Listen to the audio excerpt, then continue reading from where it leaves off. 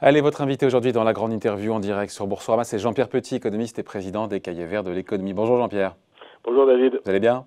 Très bien, et vous-même? Très bien. On était en ligne juste avant avec Béatrice Mathieu, que vous connaissez de l'Express. Oui. On parlait de cette reprise économique, voilà, maintenant que le déconfinement reprend un peu partout. On se disait, voilà, il y a ces fameuses lettres, les économistes qui jouent au Scrabble. Est-ce que ça sera la lettre qui caractérise la reprise, du L, du U, du V, du W? Elle parle du scénario en W qui gagne en épaisseur selon elle. Vous en pensez quoi? Vous êtes sur quelle est la lettre de Jean-Pierre Petit?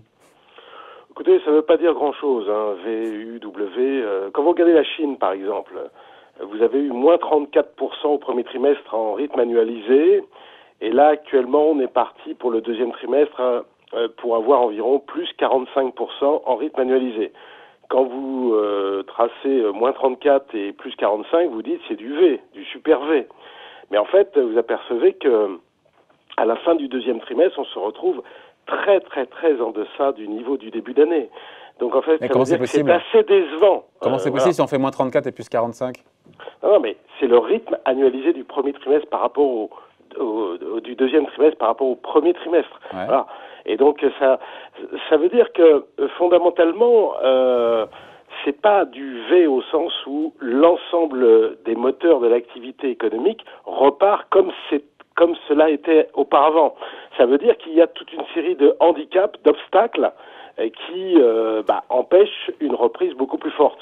Et les obstacles pour la Chine, par exemple, c'est très clair, hein, puisque ça va être le seul pays qui va connaître une croissance positive au deuxième trimestre. Eh bien, c'est la demande mondiale qui s'effondre, bien sûr. C'est toute une série de handicaps internes aussi, le chômage qui a beaucoup progressé, les faillites, les défauts. C'est ça qui va et la dette des entreprises chinoises, c'est ça qui va empêcher une reprise plus forte que ce qu'elle aurait pu être. Jean-Pierre, sur la demande intérieure, moi j'ai entendu tout au contraire. On m'a dit oui, ça reprend la consommation. On a tous dit oui, certains Chinois sont précipités sur les biens de luxe, etc. dès les premiers jours du déconfinement. On m'a dit qu'en fait dans les restaurants, tout ça, ou les grands magasins, c'était un peu vide quand même. Hein.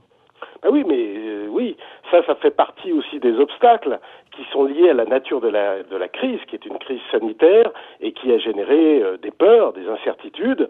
Et il est bien évident que tous les services dits de proximité sociale, c'est-à-dire ceux que vous venez d'indiquer, hein, l'hôtellerie, tourisme, loisirs, spectacles, restauration, culture, commerce, voilà, tout cela est handicapé et va rester handicapé pendant, alors on n'en sait rien évidemment, il n'y a pas de référentiel historique, mais pendant au moins plusieurs mois. Et même le transport aérien, si vous voulez, et même une partie des transports, d'une manière générale, va être impactée. Et c'est la même chose, c'est très intéressant ce qui se passe en Chine, parce que la Chine est le premier grand pays à avoir été touché, et c'est encore une fois, le seul pays qui va se retrouver dans le G20 en territoire positif, avec peut-être la Corée du Sud, et c'est tout. C'est dingue de se dire que c'est né là-bas et que finalement la Chine en sort, je ne dis pas renforcée, mais en sortira, en tout cas avec une croissance positive, un peu comme la crise des subprimes en son temps, je ne sais pas si il faut faire le parallèle ou pas, mais qui avait au final bénéficié, qui était né au cœur du réacteur de la finance américaine, mais qui avait renforcé au final les banques américaines. Oui, faut se méfier toujours de cela, parce que j'avais des conversations avec pas mal d'investisseurs au cours de ces dernières semaines sur qui allait l'emporter en Europe et aux États-Unis. Et on me citait souvent la capacité de l'Europe à résister à la crise grâce à ses amortisseurs sociaux, hein, c'est-à-dire la protection sociale et puis le chômage partiel. Mais moi, je disais que ça marche pas nécessairement comme ça. Et vous avez raison, en 2009, vous avez raison de le signaler, la croissance américaine avait été la récession américaine n'avait été que de 2,5, alors que la récession européenne avait été de 4,5. Donc les États-Unis avaient réussi à mieux résister. Je pense que cette année, grâce notamment à l'impulsion tout à fait extraordinaire de politique économique qui a été engagée aux États-Unis, bien les États-Unis vont légèrement surperformer. Alors évidemment, toujours en territoire négatif, la zone euro, puisque là pour les États-Unis, je suis à peu près à -7 et la zone euro à peu près à -9 actuellement sur la moyenne annuelle. -9, tiens, c'est marrant, la Commission européenne nous dit a priori alors pas pour l'Europe, mais pour la France, -8 cette année. C'est ce que nous dit aussi le gouvernement. Écoutez, je crains fort que, je souhaite me tromper, mais je crains fort que pour la France, ça soit plus négatif que cela. Je suis plutôt sur moins 12 à peu près sur la Ah ouais, France. moins 12 carrément. Donc, ouais. Ah Mais ouais. juste, comment vous expliquez d'ailleurs, parce que c'est vrai que ça a surpris que la France ait beaucoup plus décroché au premier trimestre Le que confinement les autres pays. était... On a fait moins 5,8. La moyenne européenne, c'est moins 3,8 en termes de décroissance. Est-ce que ce dérapage, comment vous l'expliquez? Est-ce qu'il vous Alors déjà, inquiète? le dérapage, il est déjà assez net sur l'arbitrage entre les États-Unis et l'Europe. J'en reviens juste dans un instant sur la France, mais les États-Unis ont été à moins 5 en annualisé, l'Europe, la zone euro, est à moins 14. Voilà. Ouais. Et au sein de l'Europe, vous avez raison, la France affiche la pire performance à environ moins 21 à peu près en rythme annualisé, et l'Allemagne, pour l'instant, on n'a pas les comptes encore officiels, mais on pense qu'on sera autour de moins 8, moins 10. Voilà. Et d'ailleurs, il y a une certaine fracture sur le plan de la croissance, pour l'instant, entre les pays d'Europe du Sud et pays d'Europe du Nord, mais alors il y a l'ampleur du C'est conflit. lié à une meilleure gestion de la crise sanitaire et peut-être au fait que la base industrielle des pays du Nord ait été voilà, préservée, non? Alors la meilleure gestion de la crise sanitaire, faut se méfier de cela. Ouais. D'abord, la fiabilité des chiffres de décès est pas totale, y compris en Allemagne. Donc ça, faut se méfier un petit peu de ces jugements C'est qui marrant, m'apparaissent. les gens qui font mieux que nous, a priori, c'est qu'ils mesurent mal le nombre de morts. C'est curieux quand même. Hein. Non, mais vous savez, le Royaume-Uni, il y a encore pas très longtemps, était largement sous la France. Et depuis qu'ils ont changé le mode de comptabilisation, en intégrant particulièrement les maisons de retraite, ils sont passés au-dessus de nous. Et que je sache, le Royaume-Uni est plutôt au nord de l'Europe. Faut se méfier de ça. La Belgique, par exemple, a le taux de décès Oui, par rapport à la population le plus plus élevé. élevé, Ouais. l'un des plus élevés au monde, mais il a une définition, si je puis dire, une appréhension du nombre de victimes le plus large possible. Et les statistiques allemandes ne sont pas très très claires de ce point de vue. J'ajouterais que pour bien faire la distinction entre nord-sud, le taux de décès actuellement au Portugal et en Grèce est largement inférieur à celui des Pays-Bas ou de la Suède, par exemple. Donc, faut se méfier de ce genre de jugement prématuré qu'un certain nombre d'observateurs aujourd'hui avancent. Vous savez, historiquement, dans les grandes crises de ce type, crise sanitaire, il faut attendre de nombreux mois, pour ne pas dire de nombreuses années, avant d'avoir un bilan définitif. Ouais. Je vous rappellerai juste que dans le cadre de la canicule, la grande canicule de 2003, on a su véritablement le bon chiffre, si je puis dire. 15 000 morts. Ouais. Voilà, non plus que ça, même 19 000. Ah bon ouais. On l'a su véritablement en 2007.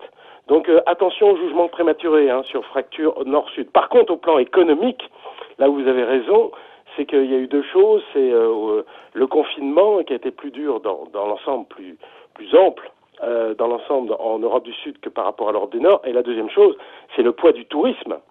Ah oui. Du loisir-tourisme, qui est beaucoup plus important en Europe Eh du oui. Sud. Et là, d'ailleurs, pour les chiffres en matière en Espagne, en Italie, sont plus importants même qu'en France, et a fortiori beaucoup plus importants qu'en Allemagne, aux Pays-Bas ou dans les pays nordiques. Bon, on en parlait hier, autre sujet. On a parlé hier de ce jugement de cette Cour constitutionnelle de Karlsruhe en Allemagne qui a posé un ultimatum à la BCE sur ses rachats d'actifs, avec potentiellement, on n'y est pas, mais une Bundesbank, une banque centrale allemande, qui pourrait ne plus participer au programme de rachat d'actifs, de dette souveraine. Les marchés s'en contrefichent, mais royalement, à tort ou pas, parce que certains disent que cette décision peut potentiellement fragiliser la zone euro et mettre en danger l'action de la BCE qui n'aurait plus la Bouba à ses côtés. Vous en pensez quoi? Écoutez, d'une manière générale, je vous dirais, en réfléchissant sur tout ce qui s'est passé depuis une dizaine d'années, que la nécessité économique finit toujours par l'emporter sur les contraintes légales et institutionnelles. Parce que les oppositions de la Cour de Karlsruhe, de la Constitution allemande ou de ce que vous voulez, ça a toujours été un argument mis en avant pour suggérer un empêchement de la BCE d'agir. Or, la BCE a fini avec le temps, avec beaucoup de retard, à mettre en place des politiques monétaires extrêmement non conventionnelles, notamment rachetant des obligations privées, je le rappelle. Elle a innové de ce point de vue C'est avant ça la Réserve la grande fédérale. innovation, la grande innovation de la Banque centrale européenne, c'est de racheter des obligations privées lors de Ah non, cette crise. ça Parce que le faisait finalement, déjà. on a le sentiment, Non. attendez Jean-Pierre, on a le sentiment que dans cette crise, les banques centrales ont levé des tabous, mais globalement, on a repris à peu près à 80% les recettes du passé, les rachats d'actifs, etc., avec des volumes encore plus importants. Et voilà. c'est un peu les recettes du passé, mais il y a eu quelques innovations, ça en fait partie quand la BCE rachète des obligations d'entreprise? Ah non, parce que ça, elle le faisait déjà. Ah, C'est pas une innovation ah. de la BCE. Alors c'est quoi C'est en revanche une innovation de la la Fed? Réserve fédérale, Voilà. qui elle ne l'avait jamais fait. Et j'ajouterais qu'elle l'a fait non seulement sur le marché primaire, mais également sur le marché secondaire, et elle l'a fait non seulement sur les obligations qu'on va qualifier de bien notées, comme ce qu'on appelle les obligations investment grade, mais elle l'a fait également sur le high yield, c'est-à-dire sur les obligations très risquées. Et donc, en quoi c'est important? Donc, les deux, ça c'est l'innovation du côté Fed, acheter des obligations privées parfois mal notées. Quelle était l'innovation de la BCE et en quoi c'était important de le faire pour les deux? Ah ben, c'est très important parce que l'économie américaine comme l'économie européenne sont des économies très financiarisées dans lesquelles le marché du crédit, ce qu'on appelle le marché du crédit, c'est-à-dire le marché des obligations d'entreprise, n'a jamais été aussi important dans le financement de l'économie. Essentiellement aux États-Unis. Ah non, non, ça a progressé aussi en zone euro. Oui, mais... N'oubliez pas que quand on a mis BAL 3 en place, eh bien, forcément, ça a un petit peu écrémé le financement des entreprises qui venaient se financer auprès des banques et qui ne le peuvent plus et qui ont été redirigées. Oui, mais en proportion, Jean-Pierre, beaucoup plus d'entreprises américaines se financent. Ah non, mais en niveau, ça je suis d'accord. Par exemple, le high yield, c'est plus de 6% du PIB américain. Le high yield en Europe, ce n'est que 2,5%, 2,5 à 3%. Donc c'est beaucoup moins, mais néanmoins, ça a beaucoup progressé. Et l'investment grade encore plus. Donc le marché du crédit est devenu beaucoup plus important. Pour répondre complètement à votre question, il n'y a pas que ça. L'action des banques centrales a été plus massive que lors de la précédente récession. Plus réactive et plus massive. En termes de rapidité, d'ampleur que d'approfondissement des outils. Voilà ce que je dirais. Donc on dit la même chose, plus réactif, plus de montants, de moyens mis en jeu, mais pas tellement avec des nouveaux outils. Or, on le disait, donc rachat de dettes privées mal notées par la Fed. Et côté BCE, quels sont les tabous qui ont été levés? Les tabous, ça dépend ce que vous appelez tabou, mais elle a les nouveaux outils. Donc les grandes innovations, c'était non seulement de mettre en place le PEPP, le fameux programme de rachat lié à la pandémie de 750 milliards. Oui, mais ce sont des rachats d'actifs, de dettes souveraines. Et d'obligations privées. Mais il y a eu aussi la grande flexibilité d'action qu'elle a mise en place, c'est-à-dire notamment la règle des 33%, qui lui empêchait d'aller acheter plus de dettes italiennes lorsqu'on atteignait...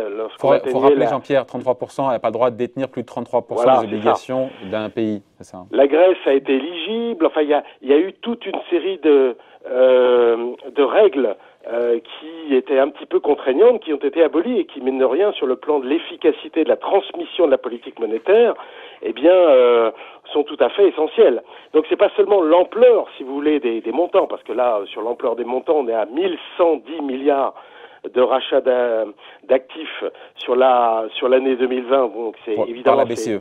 Par la BCE, c'est donc énorme, mais ça va au-delà, c'est la technique, la flexibilité qu'elle s'est donnée qui a beaucoup progressé. Donc vous n'avez rien à redire, Jean-Pierre, rien à redire sur l'action à la fois des gouvernements et des autorités donc, et aussi des banques centrales? Si, j'aurais des choses à redire, c'est-à-dire que ça n'a pas été quand même suffisamment rapide, notamment en zone euro. Il y a eu des erreurs, des hésitations, des tergiversations, et je pense surtout que de toute façon, ce n'est pas terminé.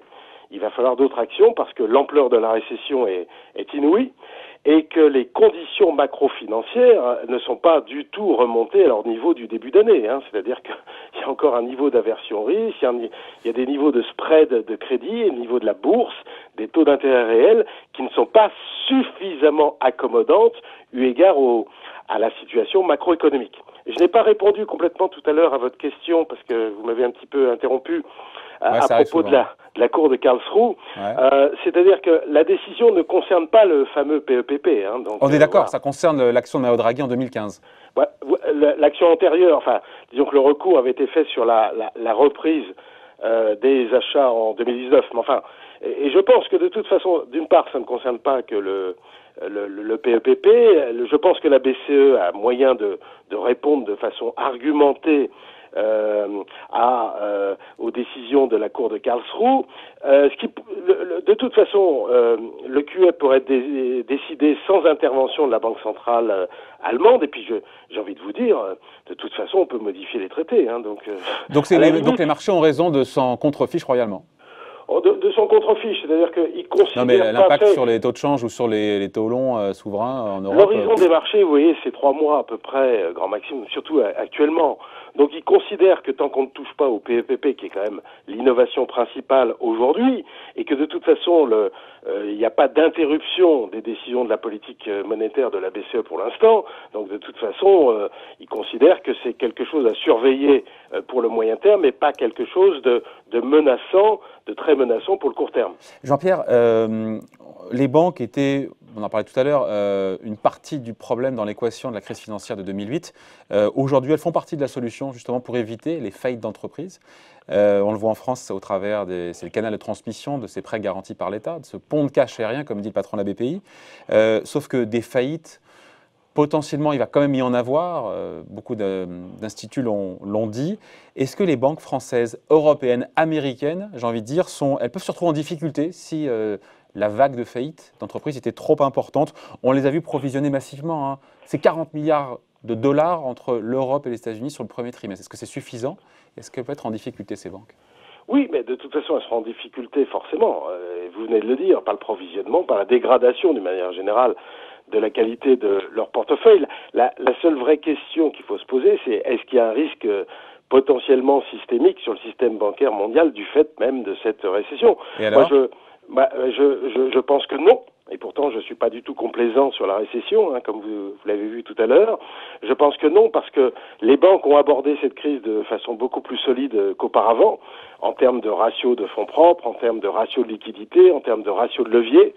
Donc, c'est la grande différence. Et d'ailleurs, le marché l'a reconnu, parce que même au pire moment de la dislocation de marché, c'est-à-dire le 23 mars, hein, lorsqu'on avait des spreads extrêmement élevés, des problèmes de liquidité, puis un marché boursier au plus bas. Hein, le marché, l'indice S&P 500 était à 2200 et quelques. Eh bien, même au pire moment, les CDS bancaires ou les spreads, les écarts de taux interbancaires n'étaient absolument pas remontés au niveau de 2008, post-Lehman Brothers, parce que le problème de 2008, c'était que le cœur du problème, c'était justement les banques, avec leurs actifs pourris, avec leur shadow banking, avec la titrisation de masse qui avait été faite. Donc pas d'inquiétude pour vous? L'inquiétude, il faut quand même surveiller un certain nombre de choses, hein, bien évidemment. Donc les banques vont être handicapées, hein, ça c'est indéniable. Mais elles ont, alors vous parlez de les banques, mais elles ont quand même le soutien de l'État. Hein.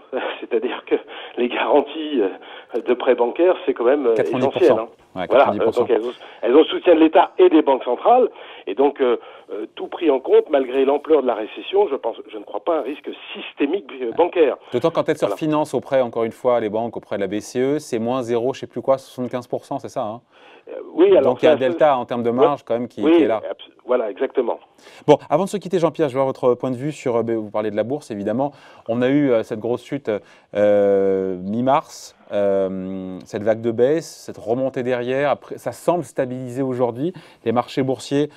Question à $1 million, est-ce que le plus dur est passé encore une fois pour les marchés boursiers? Et dit autrement, est-ce que est-ce que la résilience des marchés actions vous surprend? Écoutez, le marché action a fortement monté entre le 23 mars et la mi-avril. Depuis, il fait plus grand-chose. Hein, depuis la mi-avril, depuis presque un mois. En fait, le marché s'est dit 2-3 choses. Il s'est dit que la récession, certes, est sévère, mais qu'elle va être courte. C'est-à-dire qu'elle a commencé au mois de mars, elle va se terminer en juin-juillet pour les États-Unis et pour le reste du monde. Et donc, c'est très important parce qu'il y a eu un raccourcissement des horizons. Vous savez, la moyenne des récessions sur l'après-guerre, c'est 11 mois. Là, ça va être 4 mois. La moyenne, en termes de durée des marchés baissiers, des grands bear markets sur l'après-guerre, c'est 14 mois. Là, on l'a fait en un mois. Pour une baisse réelle moyenne de 34%. La moyenne des marchés baissiers sur l'après-guerre, c'est 34% sur 14 mois. Là, on en a fait 34% exactement en un mois. Donc, 34%, c'est la première baisse ou ça inclut la remontée derrière? Non, c'est la baisse du pic au creux, ouais. Entre les 3380 et quelques et les 2230 et quelques, ça vous a fait 34%. 3000 sur quoi? Vous regardez sur quel indice là? Le S&P 500, hein, c'est le benchmark mondial. Hein, donc, de toute façon, c'est ça qu'il faut regarder. Okay, ouais. Et le marché sait très bien que, historiquement, dans les récessions, le marché redémarre avant la reprise économique. Avant la reprise. S'il y a vraiment reprise économique. Et là, on reboucle avec le flux du début. Il croit à la reprise économique et il a raison de le croire. Il a raison, je pense. Il y aura une reprise économique à partir de juin-juillet aux États-Unis. C'est l'ampleur de la reprise qui pose problème, si vous voulez. Mais historiquement, il redémarre 5 mois en moyenne, 5 mois avant. Voilà. Simplement, là où moi j'ai un problème avec ça, si vous voulez, parce que sinon sur le principe, il n'y a pas de sujet, c'est l'ampleur de la récession macro, là qu'il n'a pas bien pricé, et surtout l'ampleur de la récession des bénéfices qu'il n'a pas bien pricé. Notamment ce que les analystes financiers américains n'ont pas suffisamment pricé. Et à mon avis, au cours des prochaines semaines, ils ne vont pas arrêter de réviser à la baisse les prévisions de BPA pour cette année. Et c'est ça qui peut menacer le marché. J'ajouterais que le marché est relativement complaisant vis-à-vis de la prime de risque, parce que la prime de risque m'apparaît un peu faible par rapport à cet environnement de thématiques négatives. Hein. Je ne parle même pas d'un risque potentiel de nouvelle vague de pandémie, je ne parle même pas de ça. Je parle de tous les dommages collatéraux éventuels, c'est-à-dire nouvelle vague de confrontation sino-américaine, possible victoire de Biden, qui est quand même plutôt gagnant pour l'instant dans cette affaire, toutes les thématiques de démondialisation, de retour de l'État, de l'inflation, etc. Vous voyez, toutes ces thématiques-là ne sont pas bien pricées dans la prime de risque. Et puis je vous dirais surtout que ça a été trop brutal. C'est-à-dire que vous savez, historiquement, sur les marchés en anticipation de la reprise, hein, comme je le disais tout à l'heure, le marché, entre le creux du marché et le creux du cycle, ou le début de la reprise, il gagne 28% en 5 mois en moyenne. Et là, on l'a fait en quelques semaines. Et là, on l'a fait en un mois. Donc, c'est trop rapide pour moi. Donc, ce qui vous met, que je résume la pensée complexe de Jean-Pierre Petit. Non, elle n'est pas complexe. mais si. Ne vous sous-estimez pas. Non, mais c'est que les marchés ont raison donc, de parier sur une reprise. Qu'est-ce qui vous met mal à l'aise aujourd'hui, donc, si on devait résumer? Non, ça ne me met pas très à l'aise. Enfin, le problème, c'est que je pense qu'il faut plutôt, face à l'ampleur de ce rallye, être prudent. Et donc ne pas jouer la poursuite du rallye.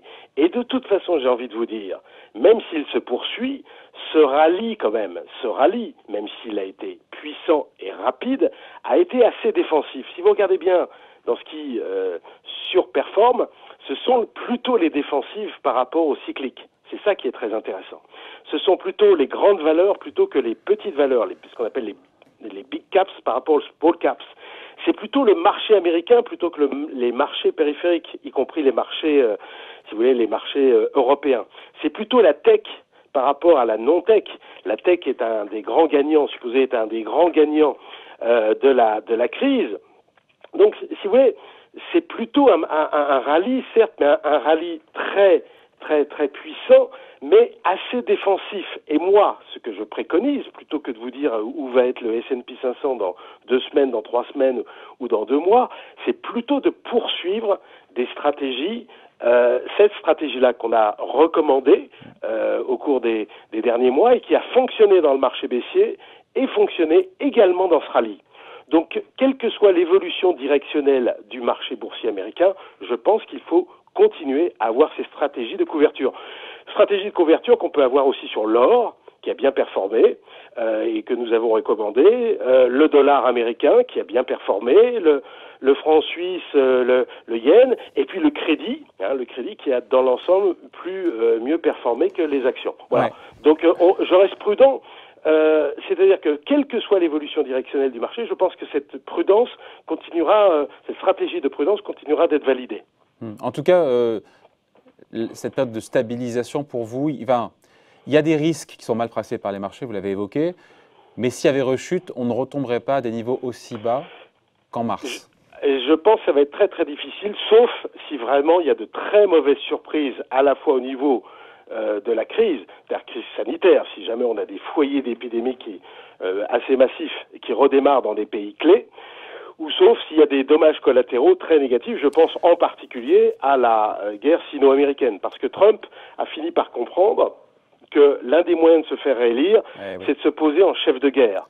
et en chef de guerre, parce que quand vous représentez à l'élection américaine, historiquement depuis 2 siècles, quand vous êtes un chef de guerre, quelles que soient les conditions, par ailleurs, vous avez de bonnes chances d'être réélu. Ça a été le cas de Roosevelt, de Wilson, d'où ces dernières sorties. Ou même de Bush Jr., qui était pourtant pas très bon en 2004, quand il a fait sa guerre en Irak à partir de 2003.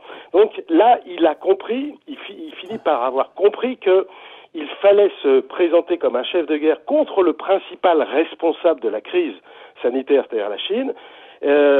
Alors donc le problème est que le marché risque de mal réagir par rapport à ça. Voilà. Bon, d'ici là, on en reparlera tranquillement ensemble. Merci d'avoir été avec nous, Jean-Pierre Petit, David. économiste et président des Cahiers Verts de l'économie. Merci beaucoup, bye. À bientôt.